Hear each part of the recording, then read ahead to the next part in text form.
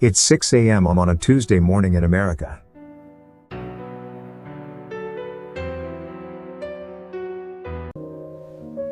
Margaret is 71.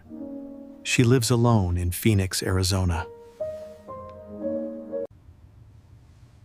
She checks her account. Her Social Security deposit isn't there. That $1,400 is her rent, her groceries, her insulin. She's not alone. 70 million Americans wake up to the same thing.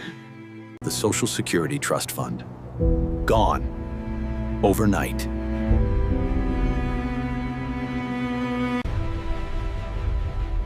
This isn't science fiction. The SSA has warned Congress since 2021. And now, on this Tuesday morning in 2026, it finally happened. What happens next will change America forever. Here's the timeline, hour by hour. Hour 1.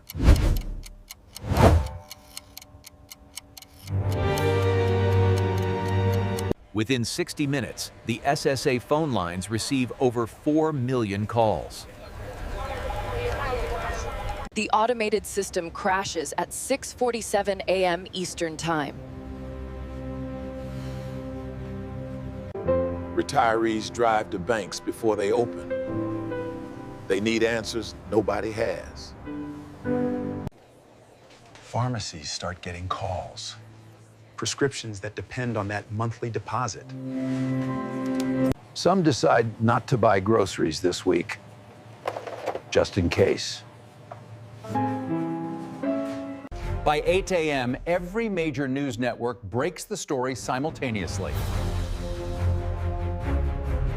Adult children start driving to check on their parents.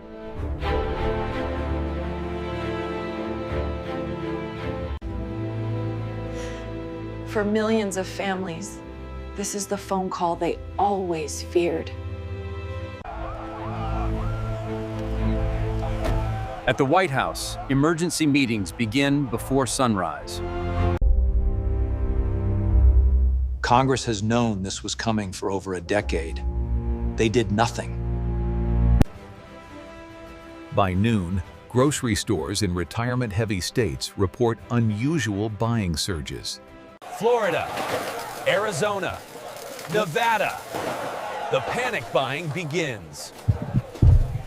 Banks report the largest single-day withdrawal attempt in American history. ATMs in retirement communities run out of cash by 2 p.m. Assisted living facilities begin emergency budget meetings. They rely on resident payments that came from Social Security. Hospitals quietly begin reviewing which procedures can be done. Americans on Social Security also receive Medicaid. That link is now in question. In small towns across America, the conversation is the same everywhere. I paid into this system for 47 years. 47 years. That is the sound of a contract being broken. By Wednesday morning, Washington is at war with itself. Thousands of retirees travel to Washington, D.C. Some haven't left their state in years. They didn't come to riot. They came because they have nowhere else to go. An emergency session of Congress is called. The first proposal, print the money. Second proposal, cut benefits by 23% immediately. Permanently. There is no good option. There never was. While Congress argues, 70 million Americans figure out how to survive week 2. Margaret hasn't told her daughter yet. She doesn't want to be a burden. Within 90 days, housing markets in retirement-heavy states begin shifting. Multi-generational living spikes to levels not seen since the Great Depression. Small businesses in retirement communities lose 40% of their customer base overnight.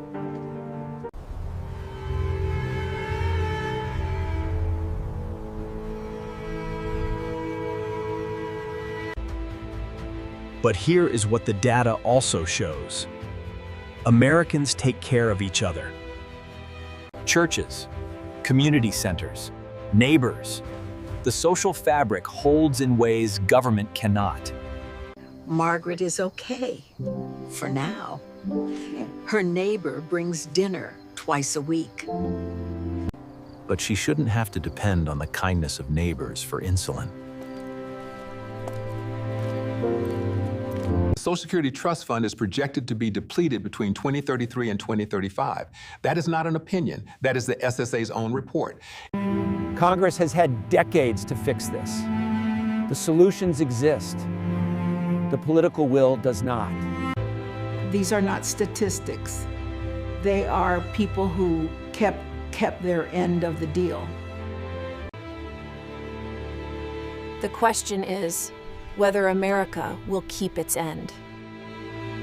Their phones have not stopped ringing for 36 hours. Congressional offices report call volumes 40 times higher than during COVID lockdowns. The official statement calls it a liquidity disruption. The rest of America calls it what it is.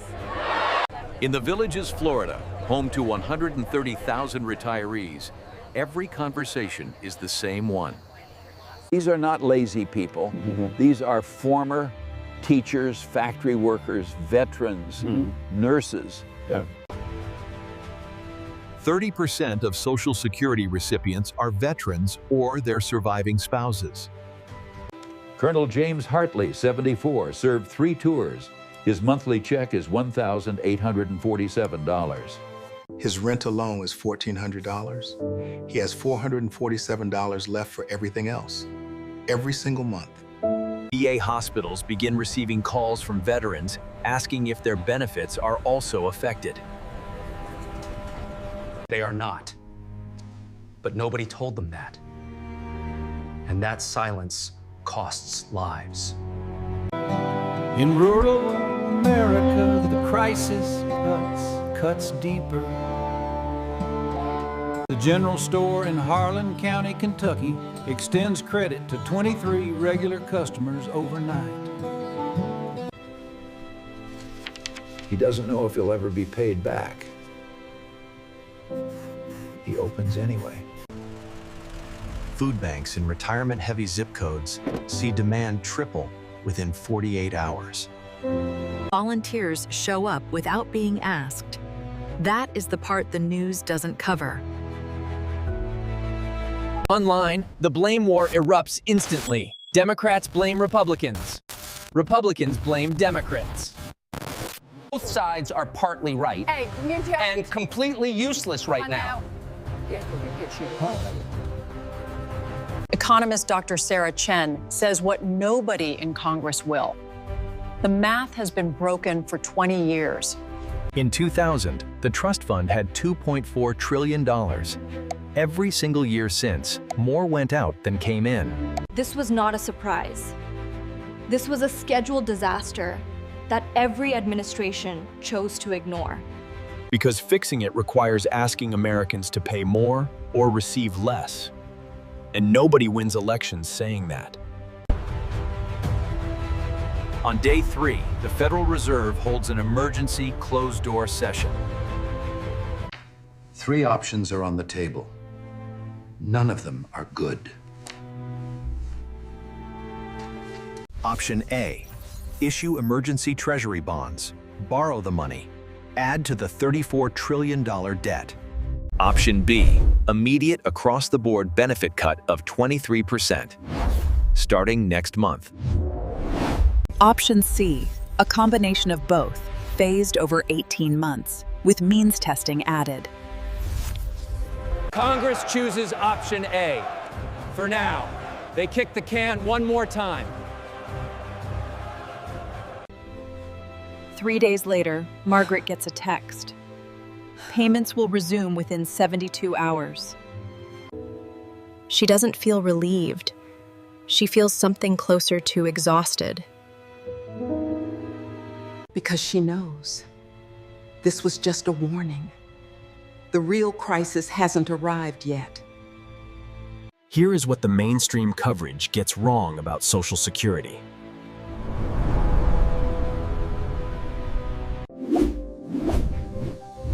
Most people think Social Security is only for retirees. It is not. 9 million recipients are disabled workers under 65. 4 million are children of deceased or disabled parents. Amanda is 31. Her husband died in a workplace accident 2 years ago. Her son receives survivor benefits. He is 4 years old. He has no idea what is happening in Washington.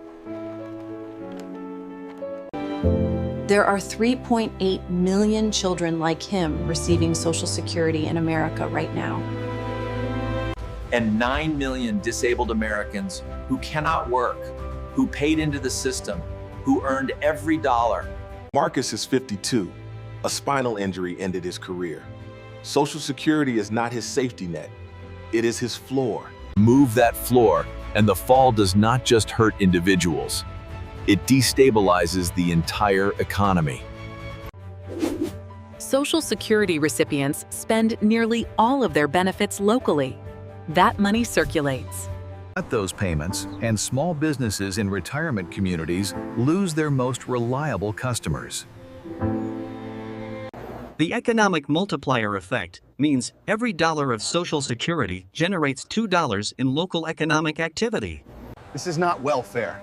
This is the largest economic stimulus program in American history, and it runs on autopilot. So what are the actual solutions? Because they do exist. Economists agree on them. Politicians just won't say them out loud. Fix number 1. Lift the payroll tax cap. Right now, income above $160,000 is not taxed for Social Security.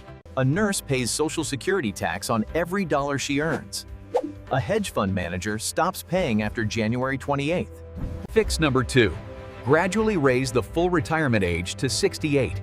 Americans are living longer than when the system was designed. The problem, raising the retirement age hits physical laborers hardest. A roofer's body at 67 is not a programmer's body at 67. Fix number 3. Means testing. Higher earners receive slightly reduced benefits.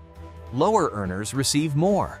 A combination of all three fixes, phased over 15 years, fully closes the funding gap. The math is not the problem. The problem is that every fix has a loser. And in American politics, losers vote. So what can you actually do right now? Not theoretically. Right now. Step 1.